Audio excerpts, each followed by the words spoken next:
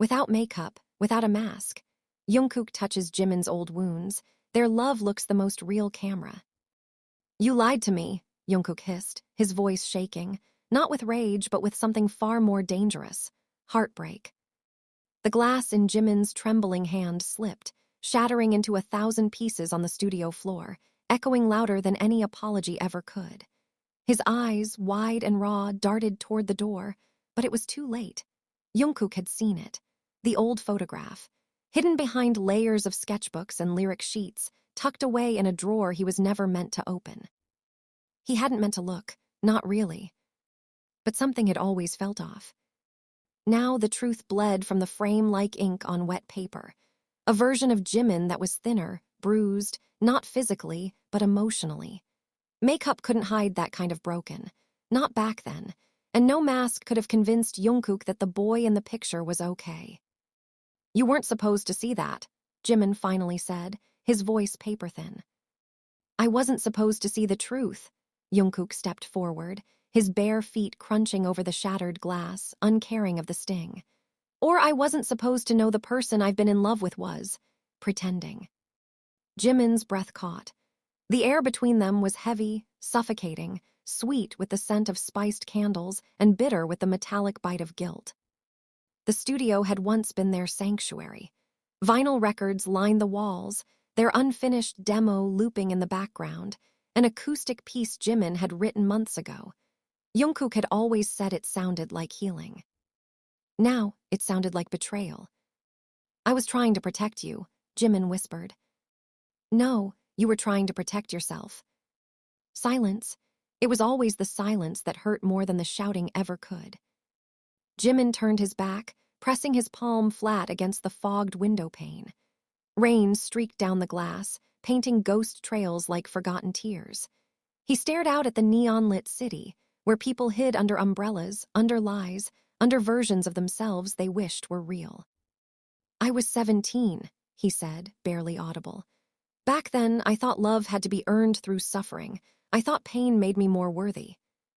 Jungkook flinched, and now? I don't know. Jungkook closed the distance between them, careful now, as if Jimin might vanish if he moved too fast.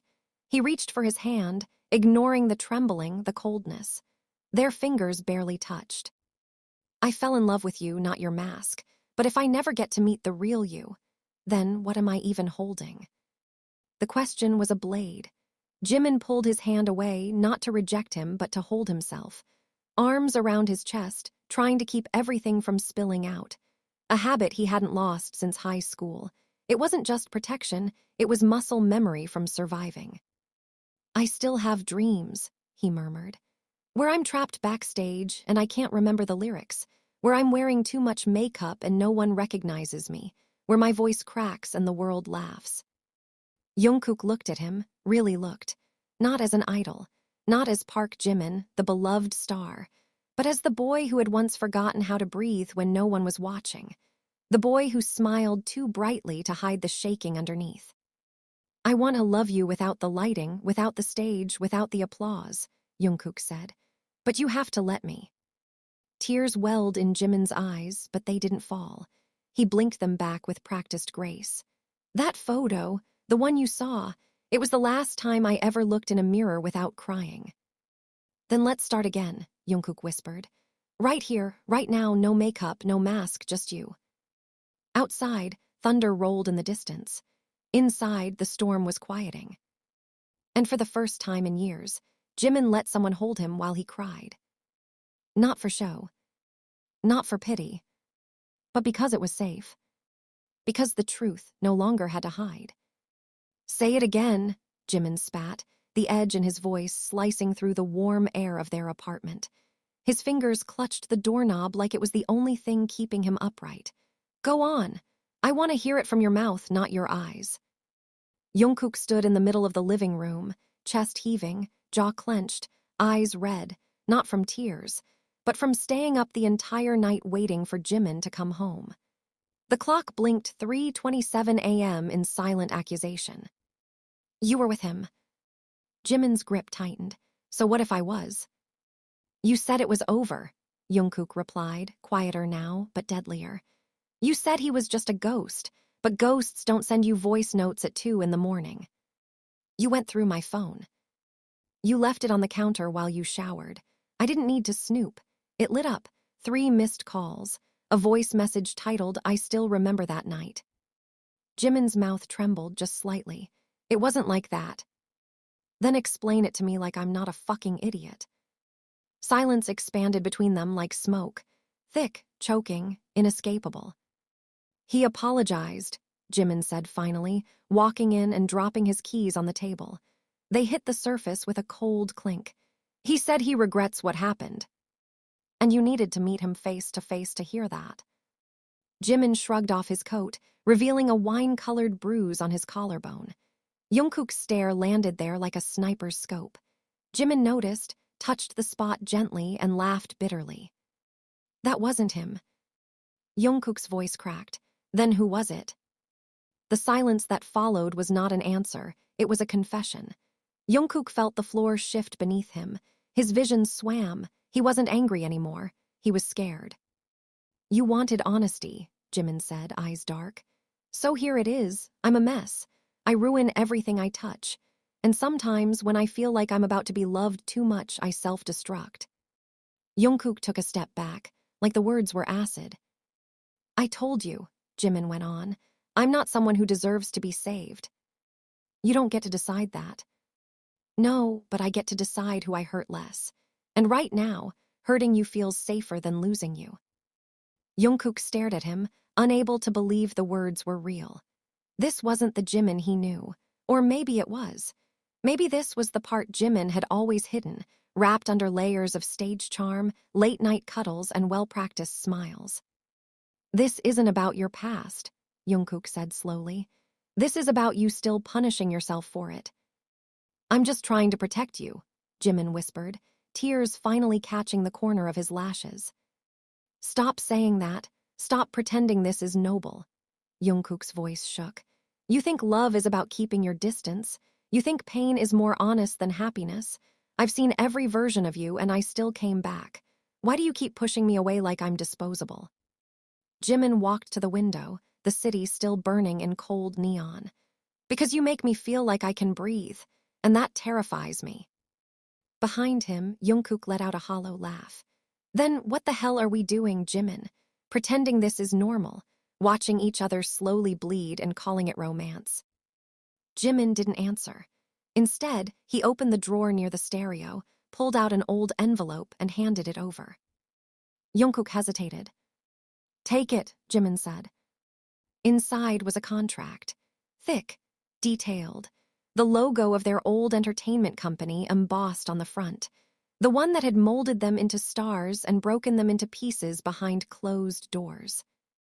Jungkook flipped the pages. At the end was a clause, one he'd never seen before. Romantic involvement between signed trainees may result in immediate termination, he read aloud, stunned. Jimin looked away. It wasn't just fear, it was survival. You carried this all these years. I memorized every line. Jungkook stared at him, truly seeing the weight Jimin bore, the self-policing, the isolation, the fear of happiness because it always came with a cost. And suddenly, the pieces fit. The ghost of an old love wasn't some ex. It was the boy Jimin used to be, the one silenced before he could even learn to speak his truth. So what do we do now? Jungkook asked quietly. Jimin looked at him for a long time, then finally said, I don't know. But he didn't walk away. Neither did Jungkook. For the first time in years, the room was filled with everything unsaid, and for once they weren't afraid of it. They were ready to let it breathe. You shouldn't have come, Jimin said coldly, standing in the doorway of his mother's house, eyes rimmed with red but burning with something unreadable. I told you I needed space. And I gave it to you, Jungkook replied, rain dripping from his hair onto the wooden porch. 2 weeks, Jimin. You disappeared without a word. I'm not here to beg. I'm here to know if I should walk away for good. Jimin looked behind him, as if expecting someone to stop the conversation to rescue him. But the house was quiet, dimly lit, filled with family photos that hadn't been updated in years. No one else was home, just the ghosts and the two of them. Jungkook took a step forward. Jimin didn't move. He was barefoot, his gray hoodie too big, sleeves pulled over his hands like he used to wear in their trainee days. A defense mechanism, a regression. Your mom called me, Jungkook added. Said you've been locked in your room, barely eating. She's worried. Jimin's jaw tightened. So now you're the family's emotional support dog. Better that than a coward who runs from everything good. That was the strike. Jimin's eyes darkened, his voice low and cutting. You don't know what the fuck I'm running from. No, then tell me, because I'm done guessing. I'm done standing in the dark hoping you'll throw me a breadcrumb. I'm trying to protect you, Jungkook, he snapped. Stop using that as a shield, Jungkook's voice thundered through the hall. If you're scared, say it. If you hate me, say it. But don't you dare lie and tell me this is for my own good. That's not love. That's fear dressed up as sacrifice. Jimin's lips parted, but the words caught in his throat. He turned his back, walked into the living room, arms crossed tight over his chest. Jungkook followed, soaking wet, leaving footprints behind him. There's something you don't know, Jimin said, not looking at him. I'm listening. Jimin slowly sank onto the couch. His voice was barely audible. 3 years ago, before we debuted, I slept with the CEO. The words detonated like a bomb. Jungkook froze. Not because I wanted to, Jimin continued, staring at the old family photo on the wall. Because I was told to, because I was promised protection, and debut, and silence about what they knew about us. Jungkook opened his mouth, then closed it again. His hands shook. He tried, but the sentence wouldn't come. I was desperate, Jimin said, his voice calm, too calm. They had recordings of us, in the dorms, a mic left on by accident. Laughter, some harmless flirting, but enough for them to twist it, enough to threaten both our contracts. They gave me a choice, lose everything or give them what they wanted. Jungkook's stomach turned. Why didn't you tell me? Because you were still smiling, Jimin said, finally looking up. You were still dreaming, and I couldn't bear to watch that light go out in your eyes. Jungkook dropped to the armrest across from him, his entire body vibrating with anger, not at Jimin, but at the system that had devoured them whole, piece by piece, smile by smile. I knew it was toxic, Jimin said. I knew it would eat me alive, but I did it. I let myself become the weapon they needed to protect us. You kept your light, I gave mine away. Jungkook covered his face with his hands, breath shallow. You didn't save us. You broke yourself to save me. Jimin's laugh was bitter. Same thing. No, Jungkook growled. It's not, because now I'm in love with someone I can't even touch without wondering where the pain ends and I begin. Jimin flinched. You think I don't wonder that every day? I'm not leaving, Jungkook said suddenly. I'm not walking away. You should. I won't. You deserve someone unbroken. Maybe, but I want you. Even if you come with scars and secrets and every fucked up decision you made to survive. Jimin stared at him, eyes glossing over. You really mean that? I'm still here, Jungkook said. Isn't that enough proof? Silence fell again, but this time it wasn't empty. It was heavy with history, pain, and the unbearable fragility of love that refused to die, even when drowned in shame. Then a sound shattered it. The front door creaked open. Footsteps, a familiar voice. Jimin, are you home? A woman called. It was his mother. Jimin's body went rigid. Jungkook stood. She doesn't know about us, does she? Jimin shook his head. Then maybe it's time she did. Jimin's eyes widened. You can't. I can, and I will. You're not going to keep hiding behind this house like it's a bunker. I'm not some secret you bury to keep the family photo clean. Jungkook, please. But it was too late.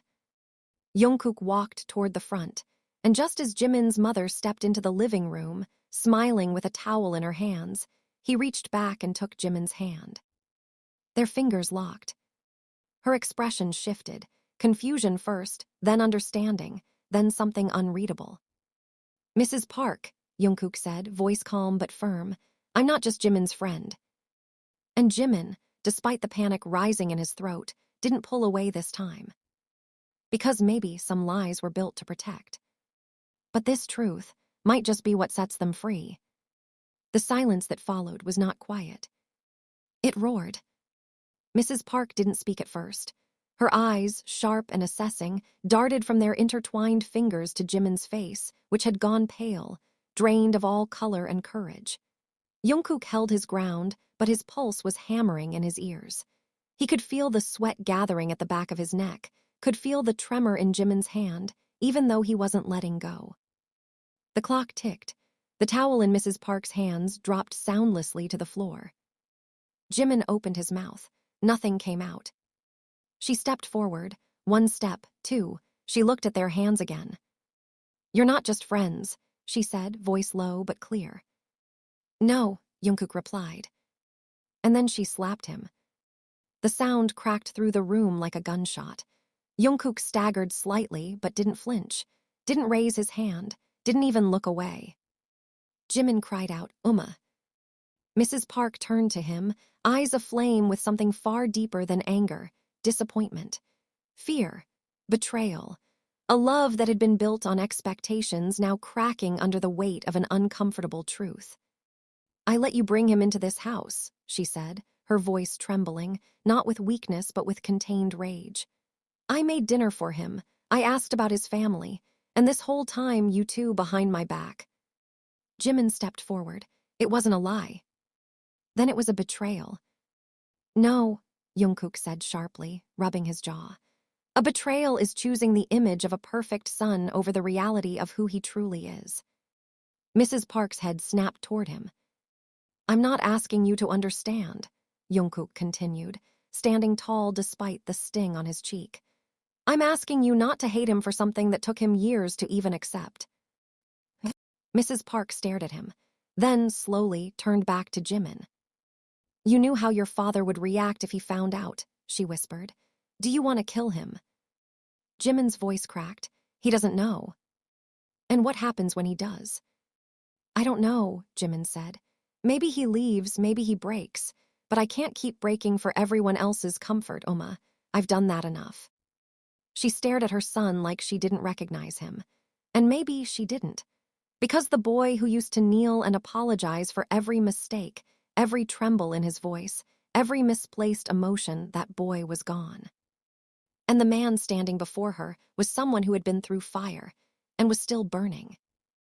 Mrs. Park took a shaky breath, then turned her back. "Get out," she said, "both of you." Jimin froze. "What?" "I can't look at you right now." "Uma."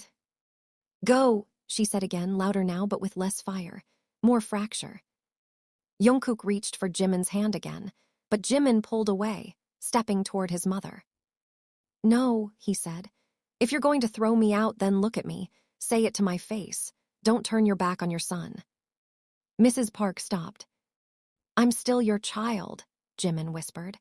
"I'm still the boy you used to sing to sleep, who used to dance in this very living room, who used to hide his bruises so you wouldn't worry." She flinched. "You think this is shameful," Jimin said, voice rising. "Do you know how many nights I almost didn't wake up? Do you know how many times I stood on the rooftop of our company building, asking myself if being silent was worth the pain?"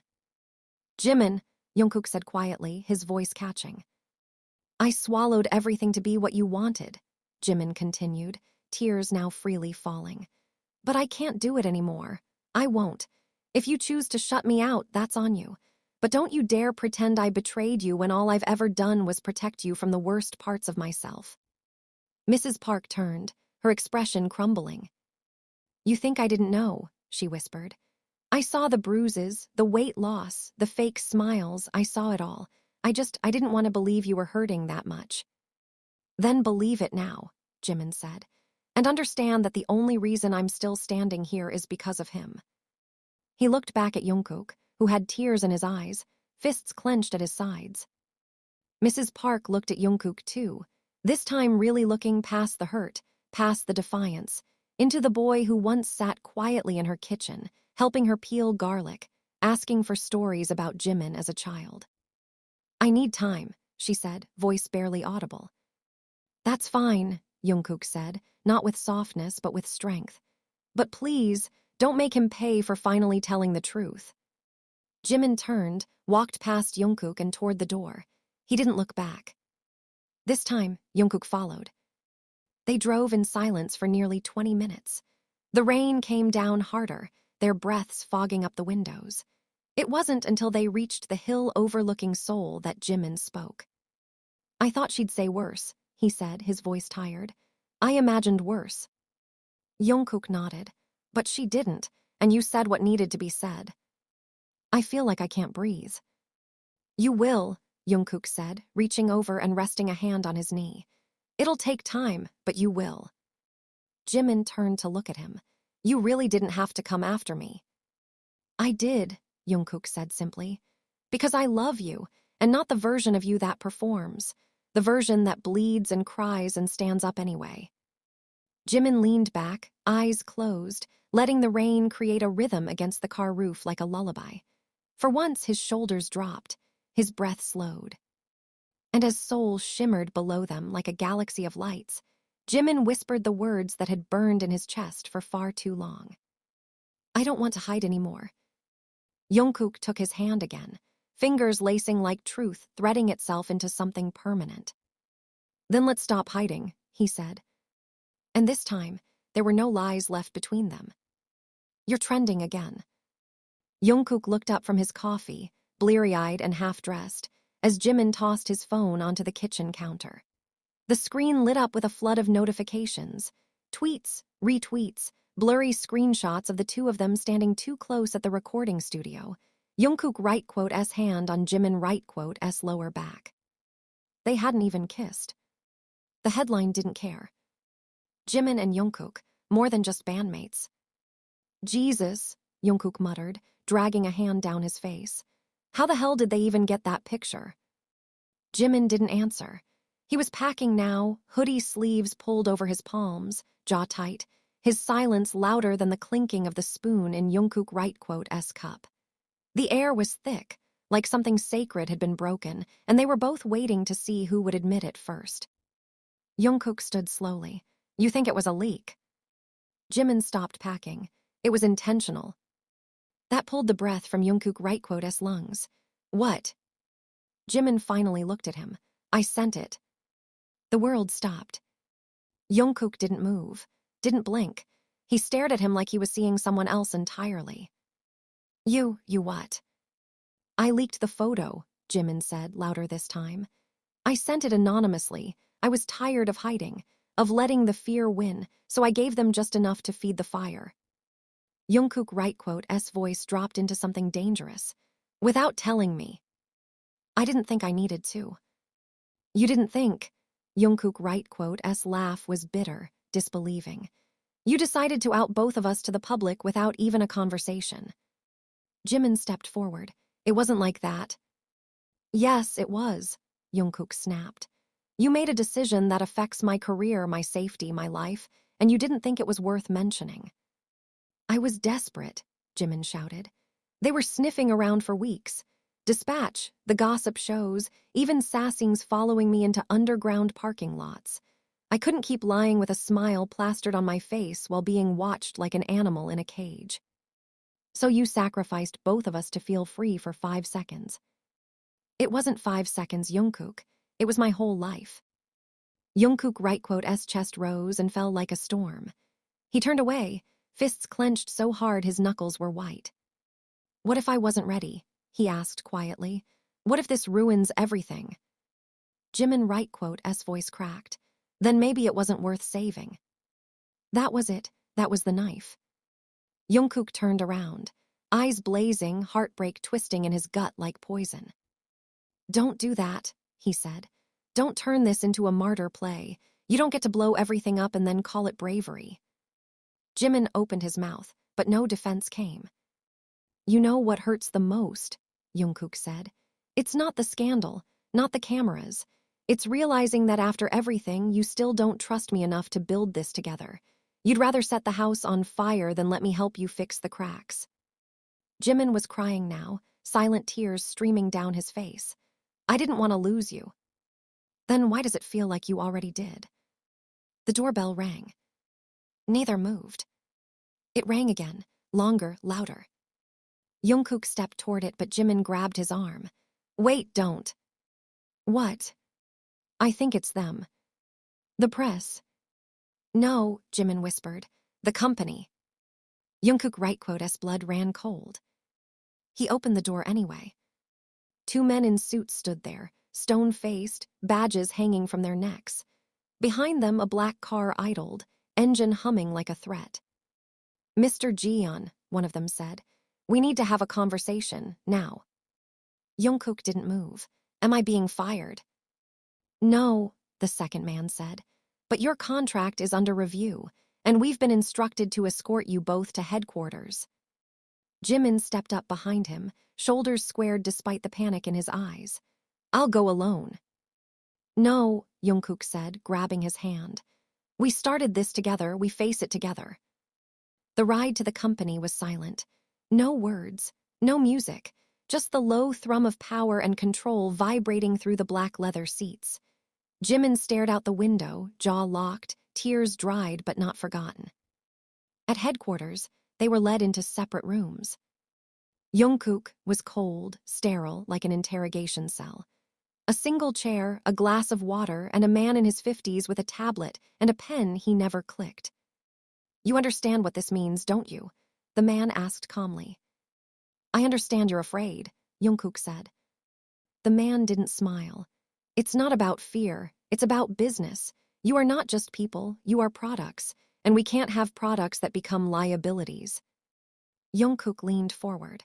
Then maybe you should have invested in people instead.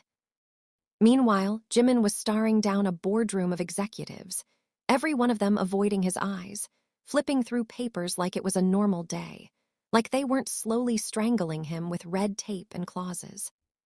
You violated our morality clause, one of them said without looking up. You were warned years ago. Jimin laughed once. I was warned not to fall in love. Imagine writing that into a contract. There will be fines, adjustments to your schedule, possible demotion in seniority. I don't care, Jimin said. Just tell me if you're kicking me out. They didn't answer. Because they didn't know. Because the public was watching now. And the world, split between support and hate, was loud.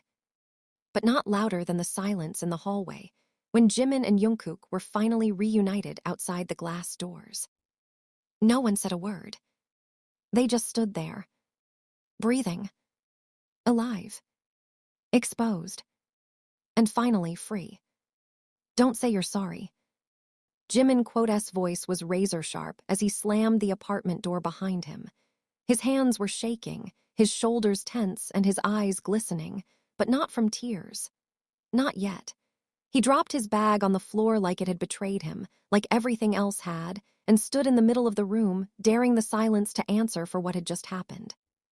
Jungkook stood by the kitchen sink, his back turned, the same shirt he'd worn during the meeting now wrinkled, soaked with the sweat of fear and humiliation. He hadn't moved since they got back. I wasn't going to, he said quietly. Jimin exhaled hard, like he'd been punched. I can't believe you just sat there and let them talk about me like that, like I was a liability, a fucking PR nightmare. I didn't just sit there, Jungkook murmured. No, Jimin took a step closer, his voice rising. Then what would you call it, Jungkook?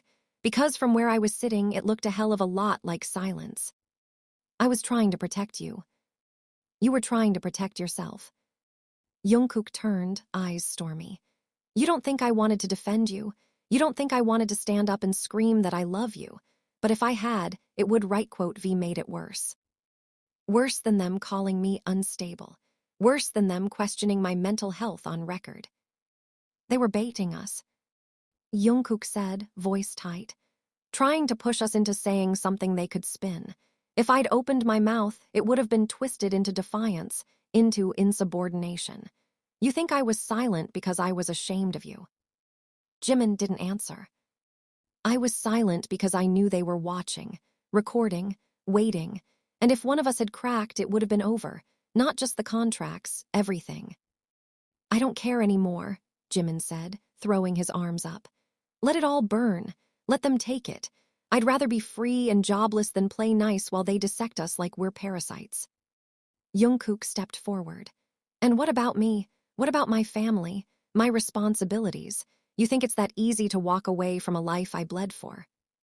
I never asked you to walk away, Jimin said, voice shaking. I asked you to stand beside me. I am. No, you're not, Jimin snapped. You keep acting like you are, but every time it matters, you hesitate. You choose diplomacy. I choose honesty. You choose survival. I choose truth. And maybe, his voice cracked now, maybe we were never fighting the same battle. Jungkook looked like he'd been slapped again. I thought you knew, he said. I thought you understood what I was trying to do. I did, Jimin whispered. I really did, until I realized you're still trying to fit us into a system that was designed to erase people like us. The silence after that was cruel. Jungkook looked down, chest rising with shallow breaths. When he spoke again, his voice was softer, defeated. I've spent my whole life following rules. Yours, theirs, mine. And when you leaked that photo, you took that choice away from me. Jimin's face hardened. So now we're even. Jungkook looked up. Is that what this is to you? A war? No, Jimin said. But I think I'm starting to realize we're not allies anymore. Jungkook staggered back slightly, as if the words physically struck him. Don't say that. Why not? It's true. I still love you, Jungkook said. I never stopped. And I love you, Jimin replied, his voice suddenly breaking, finally vulnerable. But I'm starting to wonder if that's enough. They stood there, two men who had survived so much together. Abuse, fame, silence, shame, but somehow couldn't survive each other. Jungkook moved to him, slowly, deliberately, like approaching something fragile. He reached out, touched the side of Jimin's face, but Jimin flinched. That hurt more than the slap. I need space, Jimin said, eyes cast down. Not because I don't love you, but because I don't know how to keep losing myself to you. Jungkook swallowed hard. Where will you go? I don't know, Jimin whispered. But I need to find out who I am without all this noise. Without the fans, the contracts, the interviews. Without being someone's version of perfect. Even yours. Jungkook let his hand fall to his side. The apartment felt colder. He watched as Jimin went into the bedroom, grabbed a small overnight bag, zipped it up in one smooth motion, and walked back toward the door. No lingering glances, no dramatic pauses. Just heartbreak, clean and quiet. Jungkook spoke one last time before he left. When you figure it out, will you come back? Jimin paused, hand on the doorknob. I don't know, he said, but I hope I will. And then he was gone, leaving behind the echo of everything unsaid. Leaving Jungkook alone in the silence they used to fill with laughter and music and whispered promises made in the dark. He stood there until the sun began to rise, the city below waking up to another day. But for Jungkook, the night wasn't over. Because love, real love, wasn't just about surviving the storm. Sometimes, it was about letting go so someone could finally learn how to breathe. The weeks passed without mercy. Jungkook returned to rehearsals, press conferences, and camera flashes that blinded him more than they lit him up. On the outside, he was impeccable, punctual, polite, a star sculpted from control. But on the inside, he was a graveyard of memories, every smile an echo, every laugh a wound with Jimin's name carved into the silence beneath it. He tried not to check Jimin's socials. He failed. There were no updates, no cryptic stories, no smiling selfies to reassure the world he was okay. Just absence. A void in the shape of a man he still loved, still dreamed about, still waited for. Until one night, the rain didn't come. Jungkook stepped out of the studio after a long session, expecting the usual drizzle that had haunted Seoul for weeks, but instead he found a clear sky above him. Pale stars blinking faintly, as if unsure they were welcome after so much storm. He stood on the rooftop and let the silence settle. And then a voice behind him shattered it. Still chasing ghosts. Jungkook turned slowly. Jimin stood there, leaner, his face a little more worn, but his eyes, God, those eyes, they were quieter now. No longer hunted. They didn't dart. They held. I thought I was one, Jungkook said, breath catching. I thought I'd be gone longer, Jimin replied, stepping closer. But then I realized I wasn't looking for myself. I was running from the version of me I thought I had to become to deserve you. You never had to become anyone else. I know that now. A pause. I stayed with an old friend, Jimin continued. Someone who knew me before all this. We didn't talk about the industry, or the scandals, or us. We just existed, and for the first time in years I could breathe. Jungkook looked down, swallowing hard. So why come back? Jimin took another step. Because even though I learned how to breathe without you, I don't want to anymore. The world tilted. I'm not perfect, Jimin said. I'm still terrified. I still wake up sometimes expecting to be erased. But I'm tired of letting fear write my story. Jungkook's voice was hoarse. And what do you want the ending to be? Jimin didn't speak. He walked forward, closed the distance between them with a touch to Jungkook's chest, right above his heart, and whispered, something real. Jungkook leaned into him, eyes fluttering shut. Their foreheads met. Their hands found each other without thinking. No contracts, Jungkook murmured. No masks, Jimin answered. No more disappearing.